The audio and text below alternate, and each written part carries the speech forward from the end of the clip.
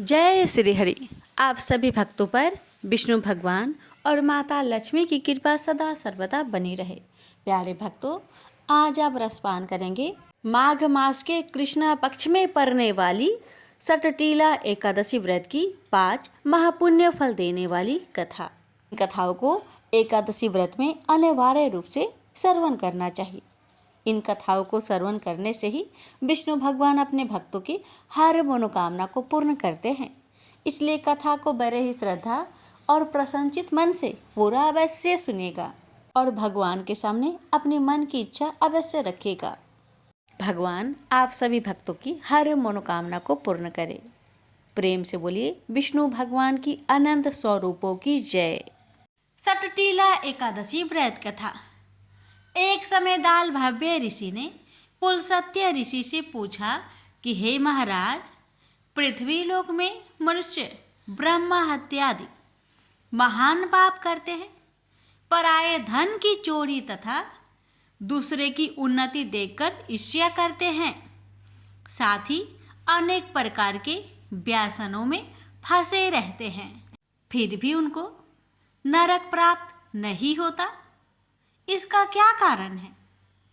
वे ना जाने कौन सा दान पुण्य करते हैं जिससे उनके पाप नष्ट हो जाते हैं। यह सब कृपा पूर्वक आप कहिए। पुलस्त्य मुनि कहने लगे कि हे महाभाग, आपने मुझसे अत्यंत गंभीर प्रश्न पूछा है। इससे संसार के जीवों का अत्यंत भला होगा। इस भेद को ब्रह्मा, विष्णु, रुद्र तथा इंद्र आदि भी नहीं जानते, परंतु मैं आपको यह गुप्त तत्व अवश्य बताऊंगा।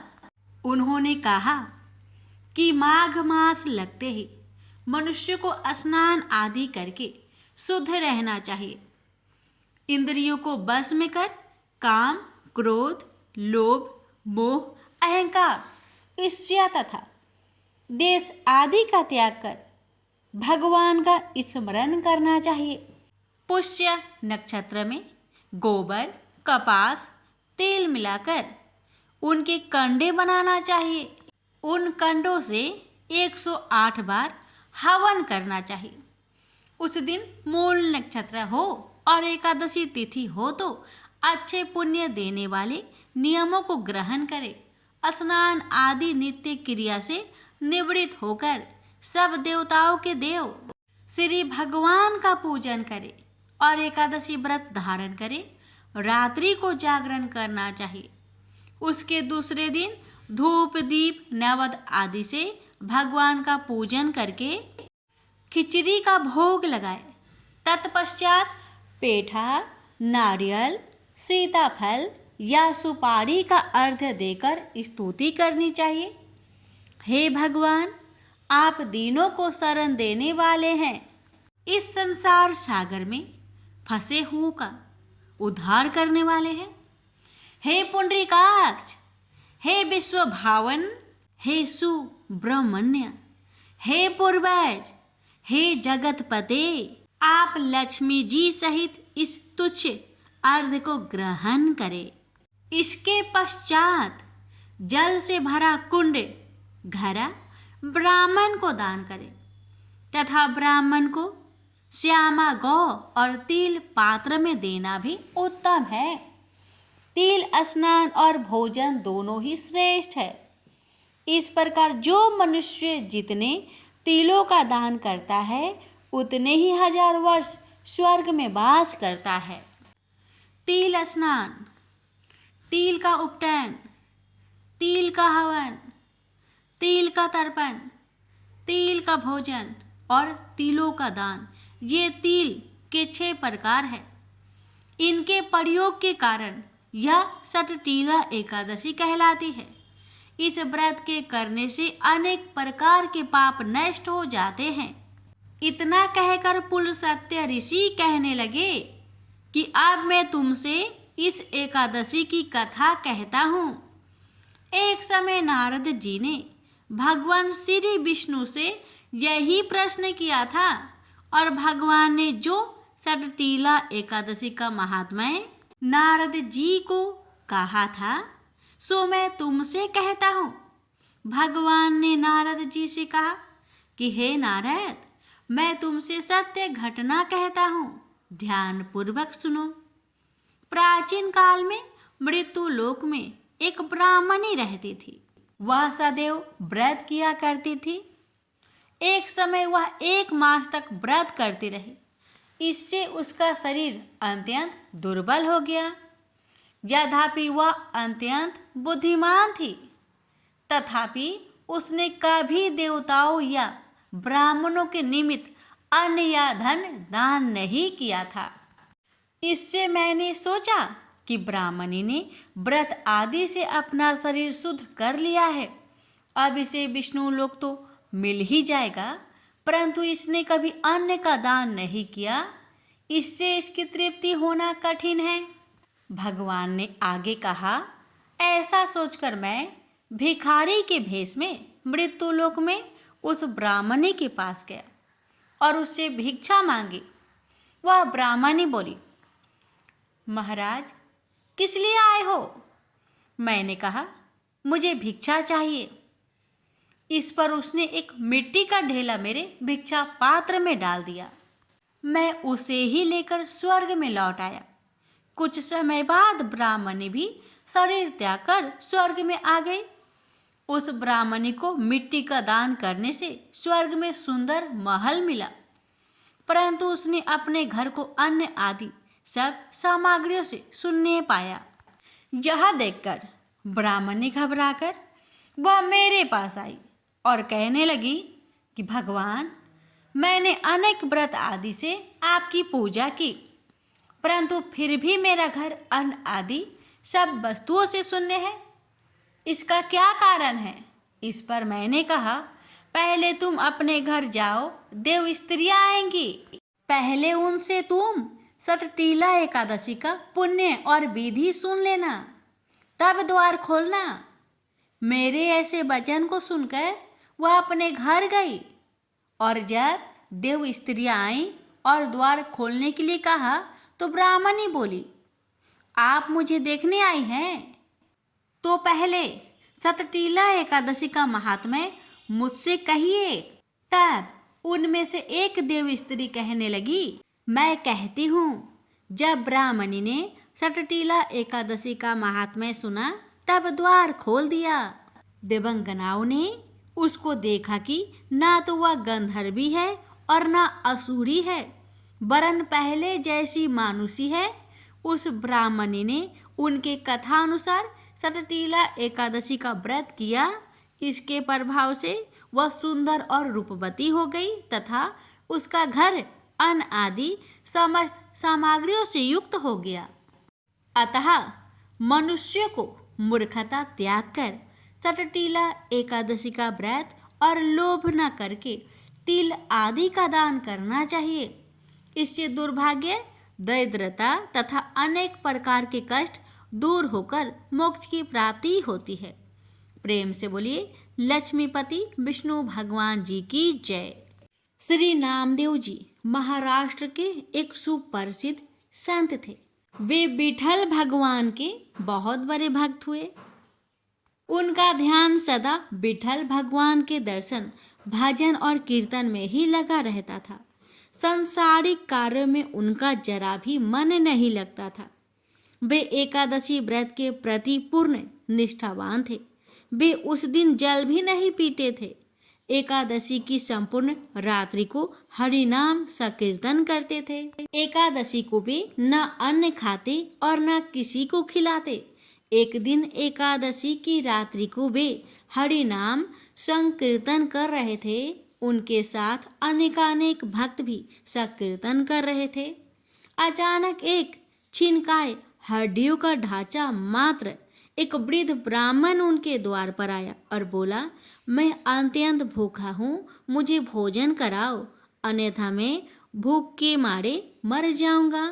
श्री नामदेव जी बोले, मैं एकादशी को न अन्न खाता हूँ और न अन्य किसी को खिलाता हूँ।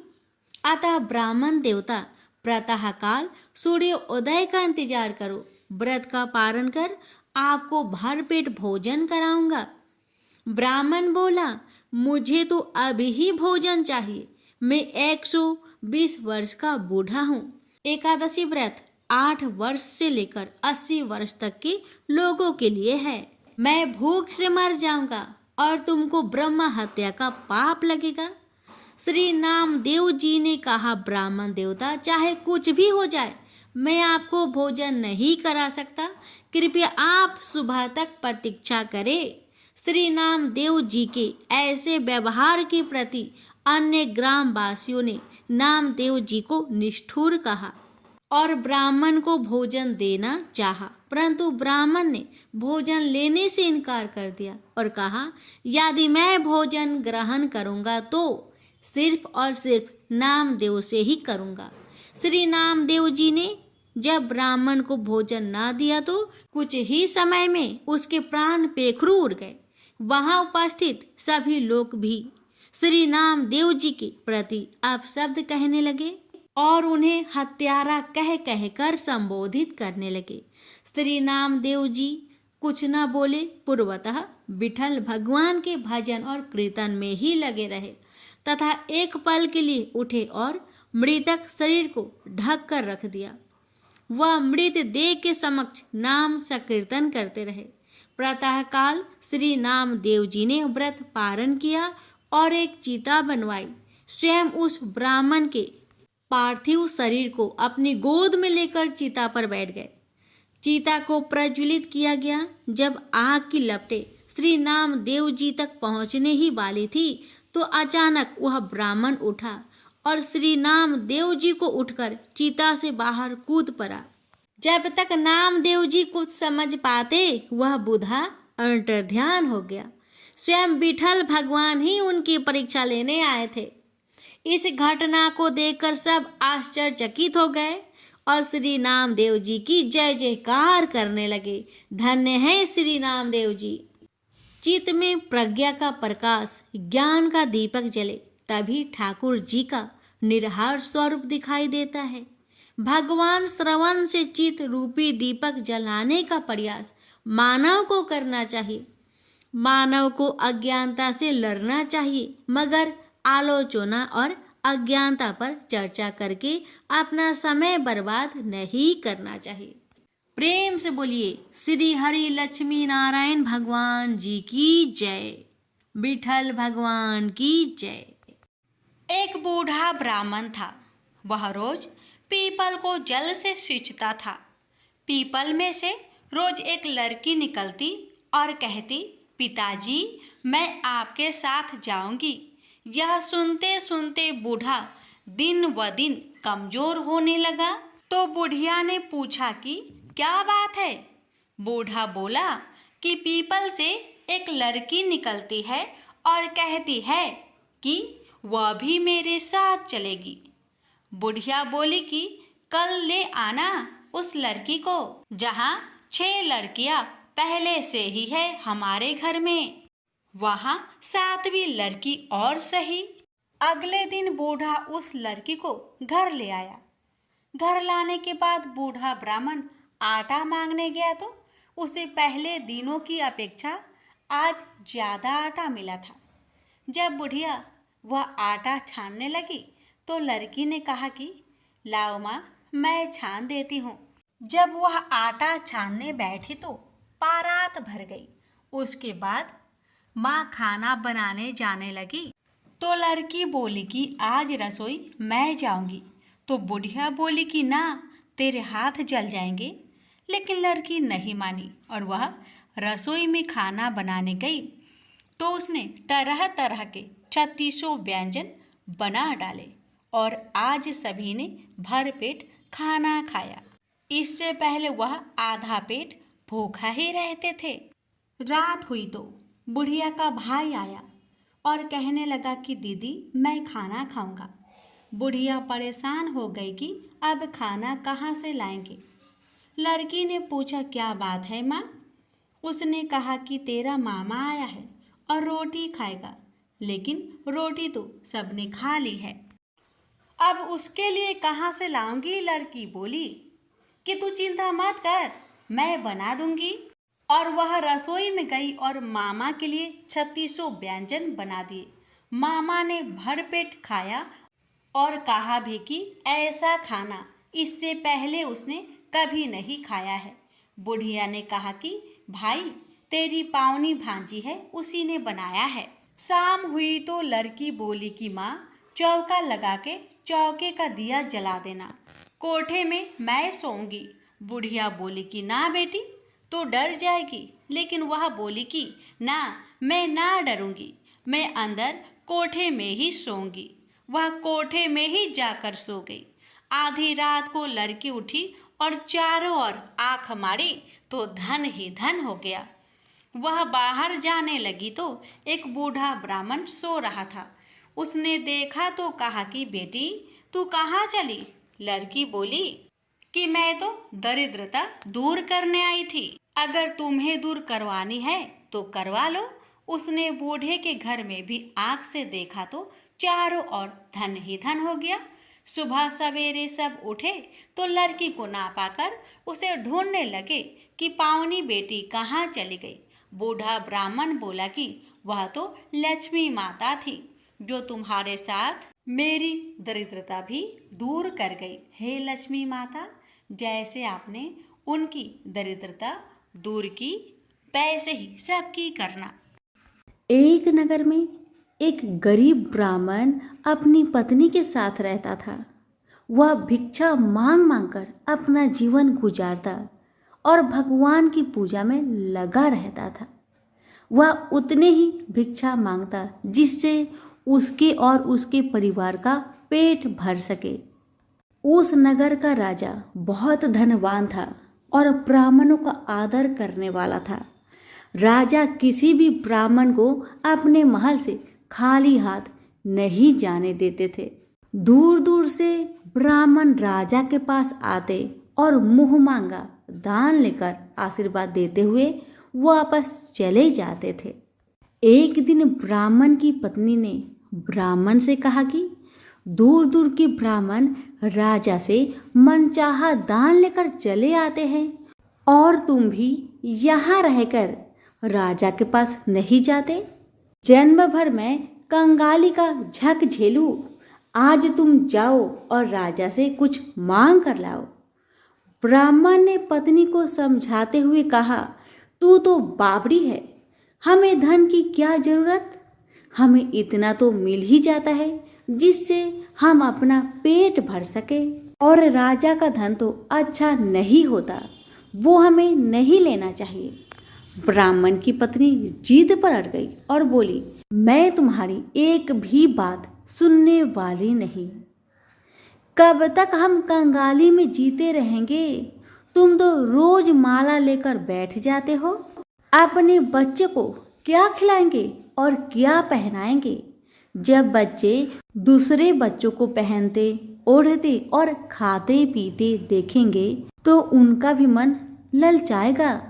अब तुम राजा के पास जाओ, राजा बहुत भला व्यक्ति है, वो हमें मुंह मांगा दान जरूर देंगे। मजबूर होकर ब्राह्मण राजा के महल की ओर चल पड़ा, पर राजा उस समय महल में नहीं था। ब्राह्मण को वापस लौटना पड़ा। दूसरे दिन ब्राह्मण की पत्नी ने ब्राह्मण को फिर से महल में भेजा, परंतु राजा फिर से महल में नहीं मिला। तीसरे दिन राजा महल में गया और उसने ब्राह्मण का स्वागत किया और उसे आसन पर बैठाया और साथ में ब्राह्मण देवता से 2 दिन न मिल पाने के लिए क्षमा भी मांगी। राजा ने कहा, मैं आपकी क्या सेवा कर सकता हूँ? ब्राह्मण ने कहा, जो मैं मांगू वो आप दे सकेंगे? राजा ने कहा, हाँ हाँ कहिए, मैं आपकी क्या सेवा कर सकता हूँ? ब्राह्मण ने निवेदन किया, महाराज मैं कुछ और नहीं चाहता, बस आप मुझे अपने पसीने की कमाई से 4 पैसे दान में दे दीजिए।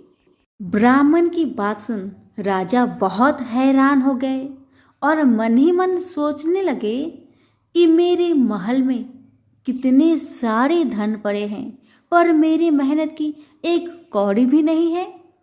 राजा ने ब्राह्मण से कहा, आप मुझे 1 दिन का समय दे, मैं कल आपको आपका मुंह मांगा दान दूंगा। ब्राह्मण महल से अपने घर को खाली हाथ ही लौट आए।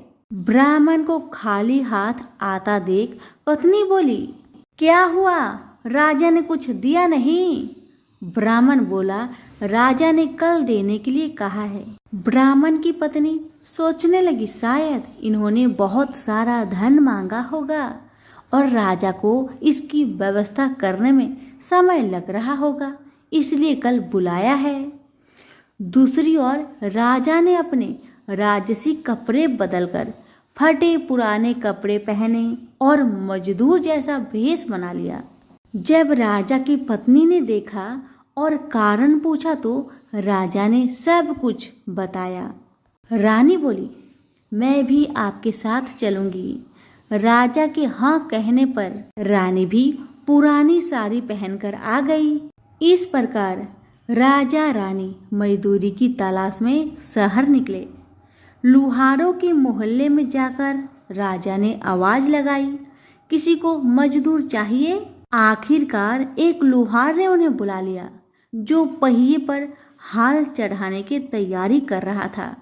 उसने राजा से कहा, देखो, तुम्हें पहले खलात ठोकनी पड़ेगी और जब आग आ जाए उसके बाद घन पिटना होगा।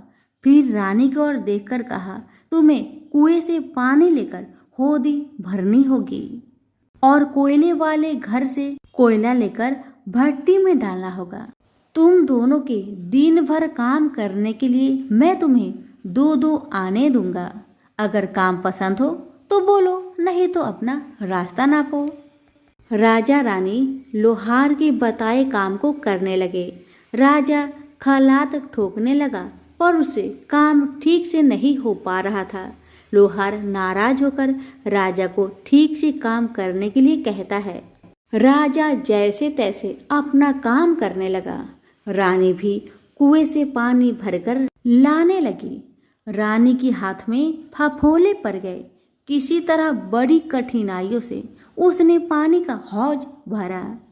उसके बाद रानी कोयला लाकर भट्टी में डालने लगी। कोयला भरने के कारण रानी के गोरे गोरे हाथ और कपड़े काले पड़ गए। भट्टी में आग आने पर लुहार ने पात भट्टी में से निकालकर पहियों पर जमाई और एक घन अपने हाथ में लेकर और एक राजा के हाथ में देकर कहा, देखो, बारी बारी से घन इस पर पटकना, हाथ इधर उधर ना होने पाए। राजा जोर जोर से घन पटकने लगा, लेकिन उसका निशाना ठीक नहीं बैठता था। कभी घन हाल पर गिरता तो कभी पहिए पर। मजदूरों का ऐसा काम देखकर लुहारिन बरबराती हुई आई और लोहार से कहने लगी, तुमने कहाँ से यह नौसिखिए मजदूर काम पर लगाए हैं? इनसे काम तो होगा नहीं। यह मजदूर तुम्हारा सब काम बिगाड़ देंगे। राजा रानी उन दोनों की फटाकर सुनते सुनते अपना काम मन लगाकर करते रहे। घन पटकते पटकते राजा का शरीर पसीना से तर तर हो गया और जोर शोर से सांस चलने लगी। रानी भी पानी भरते भरते और कोयला झोंकते झोंकते थक कर चूर हो गई। दोनों ने पूरे दिन बहुत मेहनत की। लुहार ने राजा रानी को 2-2 पैसे दिए, जिसे वो बड़ी खुशी खुशी लेकर महल आ गए। आज उन्हें पता चला कि मेहनत की कमाई कैसी होती है। राजा ने 4 पैसे अलग रख दिए और अगले दिन ब्राह्मण को बुलाकर उसे दे दिए। ब्राह्मण राजा को आशीर्वाद देकर घर लौटा और ब्राह्मणी से कहा, लो, मैं राजा के यहाँ से दक्षिणा ले आया हूँ। ब्राह्मणी खुश होकर दौड़ती हुई आई, पर जब उसने 4 पैसे देखे तो वह ठिठक कर रह गई और उन्हें दूर फेंक दिया। वो जल भूनकर ब्राह्मण से बोली, तुम जैसे दरिद्र राजा के यहाँ भी जाकर कुछ नहीं मांगा, शर्म भी नहीं आती। इतना कहकर रूठ कर चली गई और बहुत देर तक बरबराती रही। ब्राह्मण ने उन 4 पैसों को उठाकर तुलसी के पास रख दिए और सोचा, जब ब्राह्मणी शांत हो जाएगी तो जरूरत पड़ने पर ये सिक्के को उठा लेगी। परंतु कई दिनों तक पैसे वहीं रखे रहे और फूल बेलपत्र ऊपर से गिर गिर कर मिट्टी में दब गए। ब्राह्मण और ब्राह्मणी दोनों ही उन सिक्कों के बारे में भूल गए। कुछ दिनों के बाद तुलसी जी के घर में 4 पौधे उगे। चारों पौधे बहुत सुंदर थे। यह देख ब्राह्मणी रोज उसमें पानी डाल देती।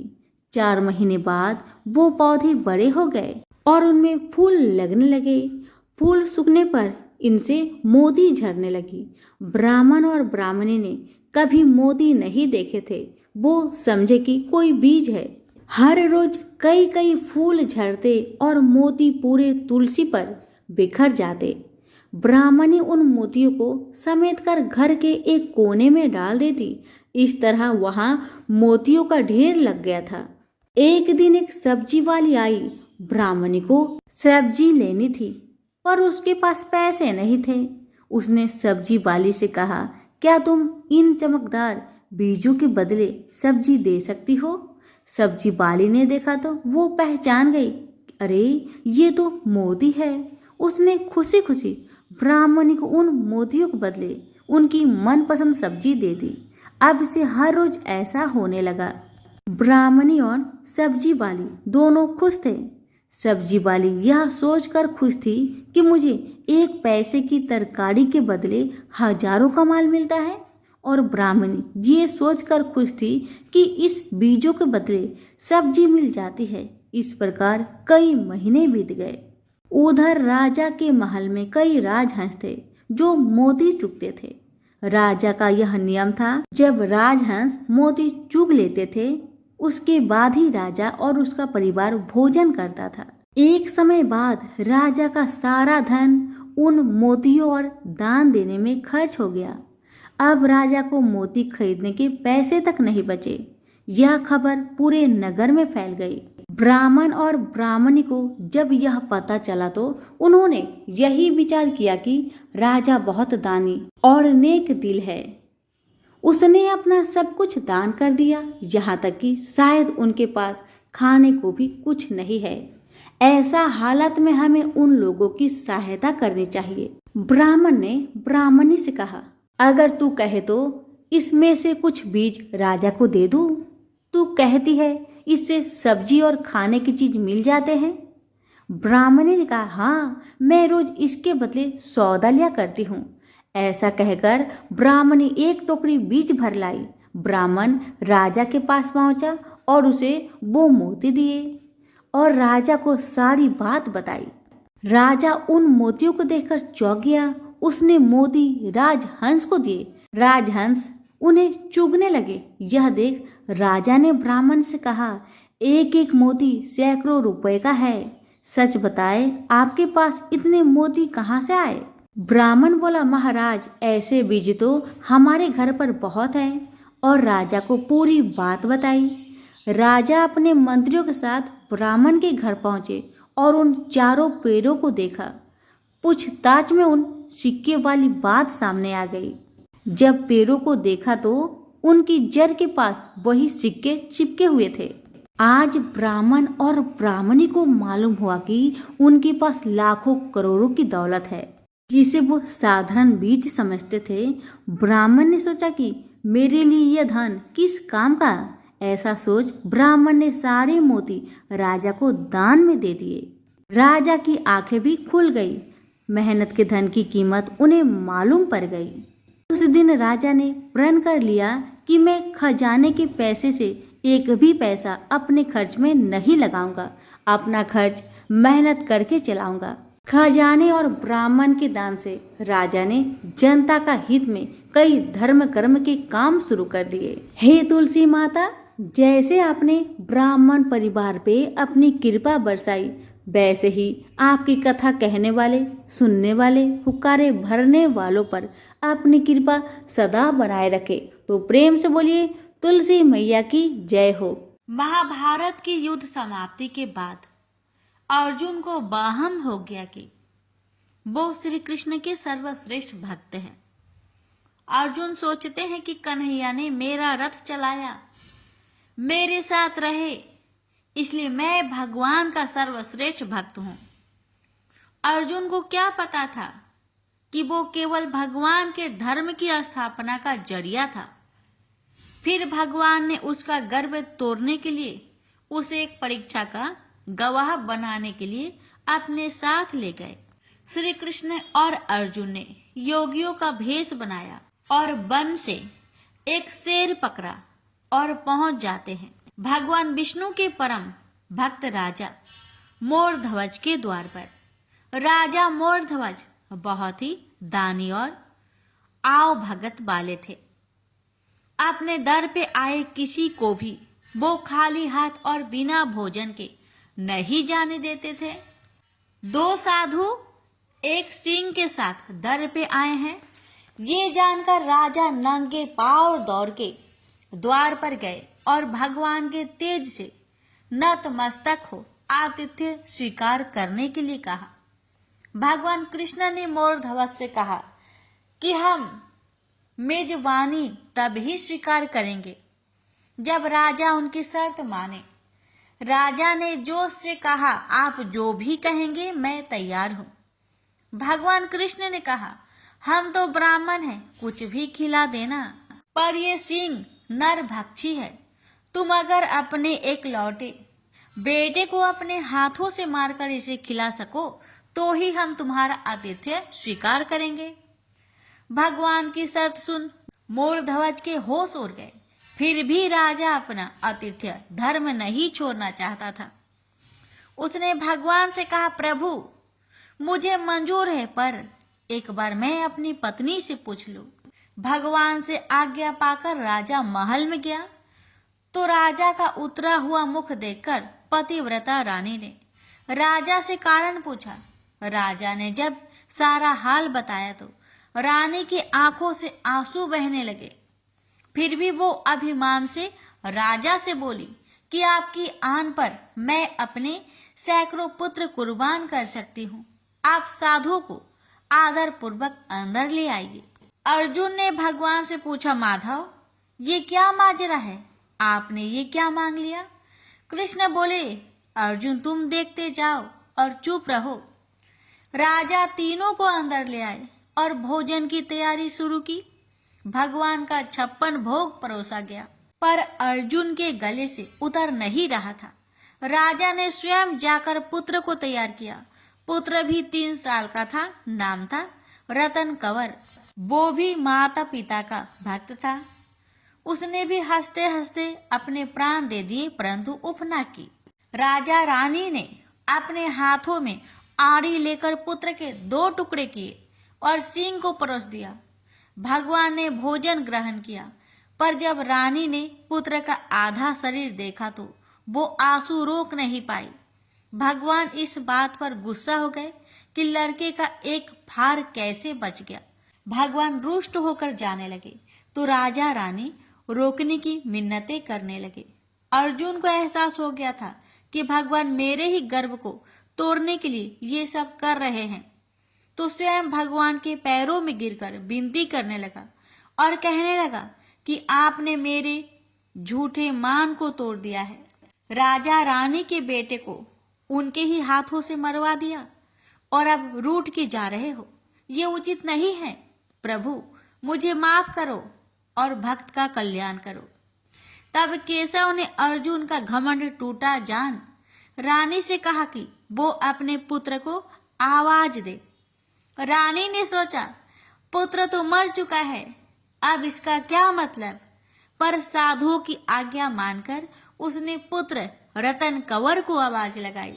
कुछ ही क्षणों में चमत्कार हो गया।